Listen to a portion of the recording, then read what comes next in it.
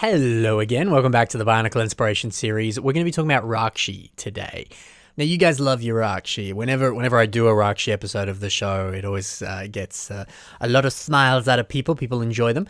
So I wanted to talk about Rahkshi, but I wanted to do it in a slightly different way. So let's focus on Rahkshi that are a little bit more unique and not your typical kind of prefab Rahkshi build that's very heavily inspired by the set. Let's see a few Rahkshi MOCs that deviate from the source material a little bit and are maybe a bit more kind of weird and wonderful. And different versions that can hopefully give you a little bit of inspiration. So let's dive into the very first one. It's by Student Scissors, and this is Rahkshi of Dodge. Because, of course, there are all those different types of Rahkshi. And if you look at the Bionicle Wiki, there's heaps of different types of Rahkshi. So something to consider doing. Definitely do a bit of research if you're diving into revamping any kind of pre-existing canon character. But what I like about this MOC here is the awesome way that he's used some of these curved tile pieces in this coral color here, but also how he's used some curved brick pieces, specifically in teal here. Now, if you're interested in those teal pieces, they come in a variety of different LEGO movie sets, and they come in other colors and different things too, but that and those other pieces I mentioned before in coral, I've seen them on the Pick-a-Brick wall fairly recently, actually. And so if they're at my Pick-a-Brick wall in Australia, which always has a very limited selection, if they're in your Pick-a-Brick wall in America or other places around the world, I'm sure that they are still readily available. So it's nice to see those pieces that are pretty accessible and easy to come by. They're being used on a MOC like this and used really well. I always like seeing people take advantage of the pieces on the Pick-a-Brick wall and turn them into something magical. This is a brilliant example of exactly that. What I like so much about it is the fact that they are naturally curved and smooth and pretty. And I think that's very reminiscent of how the original spines and backs of the Rahkshi looked. So it's nice to see it being reimagined in a very fresh and new way, but a way that still pays homage to the original there. I think that's great. I also like the way that it sort of transitions into the top of the head here with a bit more kind of teal. But I also think it works because the back and the head are the main sort of focused color blocked areas of teal, and the rest is pretty much black. With the little hints of yellow, of course. But I think that just works from a color blocking perspective. And it also works on the head because it does, in fact, open up in a very similar manner to how it does in the Mask of Light movie. And I don't know, there was something nice about all of the Mask of Light or other kind of Bionicle movie versions of all the characters because they were very similar to the sets, but they also were very different at the same time. So it's nice to study all the different iterations of these characters and find ways of replicating that in LEGO form. And this is a great way of replicating exactly that. The eye design of this is very nice too because it uses some of these toe ball pieces. These come specifically in that trans orange color on Nexo Knight set. They use this kind of ammo on the crossbows, that's the word, almost forgot it, but I got it in the end. And I like them for the eyes there, especially the fact that there's multiple of them there. It just seems to work very, very nicely. I also enjoy the banana spikes on his feet there, and also the fact that there's a lot of system on the back and the head, but the rest of the MOC is a lot more kind of Technic and Bionicle heavy, which I think is very appropriate. Again, like how I was saying, how the colors are blocked in two separate areas. It's nice that the actual pieces that are being used are blocked in different areas. I think that's just really, really cool. The next MOC is by Elf Melter, and this is Cyber Rahkshi I-4000. In regards to what we were talking about, a very different Rahkshi, like you've never seen them before, what's good about this is that, to me, it's keeping the same kind of basic rough frame of a Rahkshi. The sort of hunched looked, it's got a staff, it's almost reptilian. It's always how I saw Rahkshi. Maybe you have a better analog than a reptile, but there's that same basic look and hunched sort of silhouette to this. But it's advancing it in some new and exciting ways. It's almost giving it this kind of sci-fi look. I think the color scheme itself is very sci-fi, but the way the armor has been done and even the face is surprisingly sci-fi. The face itself is using the Stormer 3.0 head, but flipping it upside down and then putting that trans red eye in the middle there. There's something about that seems very robotic and very otherworldly. It seems like GLaDOS from... I was going to call it S.H.I.E.L.D. for a second. Portal. I don't know where S.H.I.E.L.D. came from. But it's a very nice way of advancing that Rahkshi head design because it kind of looks nothing like the original, but it still evokes it in some fashion. So I think that's very impressive. And I think if you are going to be aiming for building a Rahkshi or any character really, and you want to go for a more strange or non-traditional, non-humanoid look, what we just talked about before is certainly one way of approaching it. But I think another way is the way that the foot design has been done here. It's just those really big translucent claw pieces. That's it. It's almost like sort of walking on stilts to some degree. And I've always enjoyed how that design looks. It's very simplistic. It's only really one piece. But there's something about it that just seems so different and so out there and so sci-fi, like we were saying before. I guess you do run into the issue of it being difficult for it to stand up. I guess you just have to hope and pray that you build it in a manner that it's able to support its own weight, even though there's not much of a sturdy base of support underneath. Or you could do the little tricky cheat and you can have a tail coming out the back and that just rests on the floor, so it acts as a tripod, so it's still a little bit more sturdy. Or you do what I believe this mock has done here, and I think I can see where it's been edited as well. I believe there was a stand holding this up, and you can always edit that out if you've got some sort of editing program to do that with, so that when you post it, you can't see the unsightly stand. And hey, maybe you don't mind having it be resting on a stand when you display it in your Lego room or in your bedroom or in your shelf, wherever you want to display it.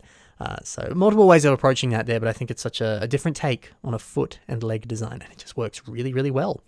Another thing I enjoy about this is the staff. The fact that it is not just a straight beam, the fact that it's very curved in some way, and then it ends with this big old sort of spiky mace thing at the end there is nice, is real nice. And the Rahkshi were known for their staffs, or staves, I suppose is the plural, and each one was different in some manner.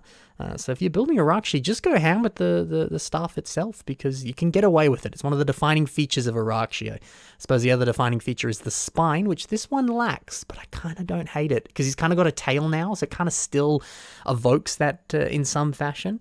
But if you're planning on doing a very different take on a Rahkshi, who says you even need those staples? You can take that off. Why not? You just go crazy. Just do whatever you want. But no, this is a really, really nice mock. I love, too, those light bluish grey, like, engine things kind of popping out of the torso there. That's just cool. It was just rad. I love this. On to the next one. This is Son of Makuta, and it's by Hong Jun Yun. I wholeheartedly apologize if I got that completely wrong. I did try, but probably not hard enough. So I really do love the kind of Demogorgon look, Demogorgon from Stranger Things, of course, to this guy. Now, we mentioned before how in the Mask of Light movie, the Rahkshi's faces opened up in a surprisingly Demogorgon way, and that's really cool. And it's nice to see when you use these cocoon pieces from the Hero Factory Invasion from Below sets. To the guy that keeps asking in the comments for an Invasion from Below this episode, I promise it's coming, don't worry. But we just had HF Feb. I want to give a bit of a buffer, and then I'll get back to it. I promise it's coming. I've got all the mocks ready. It's coming. Anyway, sidetracked.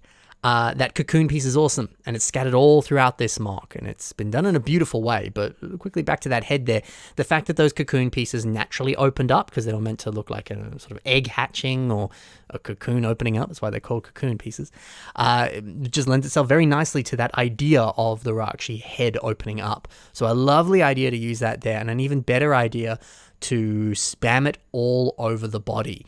Because I love the idea of Makuta making Rahkshi and doing so by stitching together other different organisms, or just creating these gross, vile beasts with just strange textured skin. To me, that makes a lot of sense. And obviously Bionicles are very biomechanical and maybe a little bit more on the robotic side of things. But for your Makuta and your other kind of creepy characters, it just kind of works. And this whole point of this episode is Rahkshi like you've never seen them before, very different, very weird. So that unique take on this here, I think, it works so well. And if you're making a Rahkshi yourself, really have a think about weird, crazy textures, whether they are more robotic or a bit more organic like this is. It's up to you. But also have to think about part spamming, because it's been spammed all over this mock. And what's good about it too is, it's been spammed all over the body and it looks like just armor that's on different locations. But it's also been spammed in a different color on the back to look like spikes. And then it's been spammed on the head too. But then it stops kind of looking that similar to the rest of the body. It looks more like a mouth in this context. So it's lovely to see some part spamming where it's being used, the same piece is being used in very different ways all across the mock. So, if it's something you can think about doing, maybe give it a go, because it looks really, really nice here. Another really awesome staff on this one, and this was very different and very weird, giving it those Gorast wing pieces, and It's got bits of like dark blue and all sorts of stuff all over it. It, again, is very different, but you can get away with that on a Rahkshi, and it's nice to see one that goes even more ham than the last one we saw. Very, very cool. And one final detail I enjoy with this is the inclusion of some of these boat studs in that trans dark blue all throughout this MOC. There's something very kind of like Iron Man armor with the little lights all across the body there. And I don't know, I guess in this context, maybe it's not quite glowing lights like you would see on a mechanical robot, and more, I don't know, internal organs, weird glowing eyes, something weird and creepy, who knows. But hey, it works in this context. It's really cool. So I very much enjoy this. This is a very different, very beautiful take on a Rahkshi. Now, speaking on very different takes, this is by Nathan Hake. I didn't even mean for that to rhyme. What a good day. But it's called What If a Rahkshi Just Wanted a Simpler Life? I adore this. I love this so much. This was actually built for an older Bionicle what if contest. And I think that was just the idea of it. What if, and you make up the concept and you build the MOC based off of it. And I love this so much. It's so much fun. It's just so funny. It's so fantastic. The idea of really taking a Rahkshi completely out of their original idea and then actually applying it to the real world instead of the Bionicle world is fun. And honestly, you could get away with that with any kind of Bionicle MOC. You know, you're seeing him here with this cool desk, little office supplies and stuff is fun. And there's no reason you couldn't build furniture in a similar manner. Even if it isn't office furniture, maybe it could just be, you know, a very luxurious couch and a nice table with a television. Why not build that for one of your Bionicle MOCs? It could be a bit of fun. So yeah, any kind of accessory like that is a nice detail. You don't see it every day, but it works well. I think it always works well on a Bionicle MOC. Some other stuff here that's fun is I love the pot plant using these Borok weapon pieces for leaves. That looks gorgeous. It's also nice to see all of his clothing, his boots that look kind of like little moccasins with the rubber bands being used as shoelaces. Love that. And the fact that he's got little socks on as well. That's a very, very fun detail. That's not inherently difficult to do either. It's just changing up the color of that socket piece there. And it looks like he's got socks on. That's gorgeous. And the way that it's color blocked as well. So it looks like he's wearing some tan chino jeans and a nice sort of just a button up top there with a very nice tie. It gets the job done, and that's just down to the color blocking there. So that's a great way of conveying your typical kind of office man attire. The other thing that's cool is on the bottom of the table, the very base there, sort of struts that connect it to the floor kind of thing. We can see some of these rubber pieces here. Now these come from some of the robots in Nexo Knights. They're a really interesting piece. They're a bit more kind of rubbery. And yeah, they're being used there at the bottom, which I think is a smart inclusion because one, it kind of looks like how you would expect the legs of a table to look, but it also is actually a rubber piece. And often you see it on certain LEGO mechs. They'll put like tires on the bottom because the rubber grips very nicely to the floor and it stops things from moving around too much. You saw it on the bonsai tree set as well. And great inclusion there. Great idea to do that because that table is going to be less likely to fall on the ground, which, you know, is not something you always think about when you're building, sometimes. So a subtle and good inclusion. It looks nice, but it also has some practical applications. Very cool. Some other stuff that's good. He's got a little headset here in this photo of him, you know, the kind of headset where you take a call with it, press the button, you talk to the person, that sort of thing. But I like that design. I think it could actually work well for maybe a sort of modern war, Call of Duty style soldier who has some sort of headset to communicate with the rest of the team or something like that. So while this is more of an office context, you could easily take that design and apply it to other types of MOCs in other worlds and things like that. So very clever. And then I also enjoy this printer image here where there's been a bit of a paper jam. And I love the inclusion of some of these sticker and printed tile pieces here, especially the one that says lockdown. It doesn't quite make sense. I don't suppose the printer would say lockdown, but it gives you this sense that like, oh, something's gone wrong with the printer and there's a paper jam or something going on.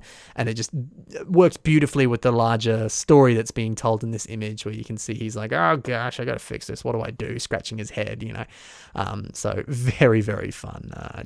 I adore how wonderfully weird this MOC is. It's a sight to behold. So a very different way of approaching a Rahkshi, but one that works really well. And hey, could you do the same thing? Doesn't have to be in an office context. What other kind of weird jobs could other Bionicle MOCs have that fit with the real world? that's it for this Rahkshi episode of the Bionicle Inspiration Series. Hopefully you got a bit inspired for future Rahkshi MOCs, or any MOC. Doesn't even have to be a Rahkshi. Hopefully you got a few ideas here and there. If you want to submit your MOCs to the show, you can do so through the email that's currently on your screen. But it's also in the description if you want to copy and paste it to ready that email and send it my way. Additionally, in the description are links to all the MOCs that you saw in today's episode. So if you want to take a look at the other stuff that these builders have done, or maybe leave a comment on the MOCs that you saw today, you can do so by clicking on those links and letting them know what you think of their MOCs. Additionally, in the description below are links to my own social media. I have some very exciting stuff going on at the moment because I'm now working full-time doing some awesome LEGO stuff with an awesome company called Relics Exhibitions, who are some former contestants, well actually former winners of LEGO Masters Australia. So I recently posted a video with that. Be sure to check that out, or head over to my social media to see even more about that, because it's very exciting and I'm very proud of the work that we managed to do. So certainly something to check out. There's also my Patreon as well if you're interested in checking that out for some additional bonus content. If you can't get enough Ben Cossy, that's a way to get even more. Otherwise, thank you very much for watching. Happy building. Bye for now.